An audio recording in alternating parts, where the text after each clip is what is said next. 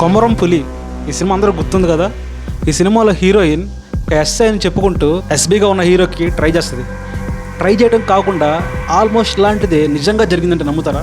అది కూడా ఒక అమ్మాయి ఒక స్టేట్ పోలీస్ మొత్తాన్ని మోసం చేసింది. ఒక రోజు 2 రోజులు కూడా కాదు, దాదాపు 3 సంవత్సరాల పాటు మోసం చేసింది. అసలు ఈవిడ ఎవరు, ఒక స్టేట్ పోలీసు మొత్తాన్ని ఎలా మోసం చేయలేదు అనేది డీటెయిల్గా చెప్తాను. వీడియో చివరి వరకు చూడండి. చూసేటప్పుడు కుదిరితే కొంచెం సబ్స్క్రైబ్ కూడా చేసుకోండి. ఈ ఫోటోలో కనిపించే ఆవిడ పేరు మౌలి దేవి. ఈవిడ రాజస్థాన్లో ఉంటుంది. అయితే ఈ చిన్నప్పటి నుంచి ఈ మౌలి దేవి అనే ఆవిడకి ఒక గవర్నమెంట్ జాబ్ కొట్టాలని ఆశ.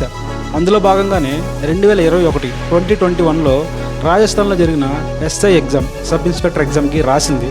కానీ క్వాలిఫై అవ్వలేకపోయింది.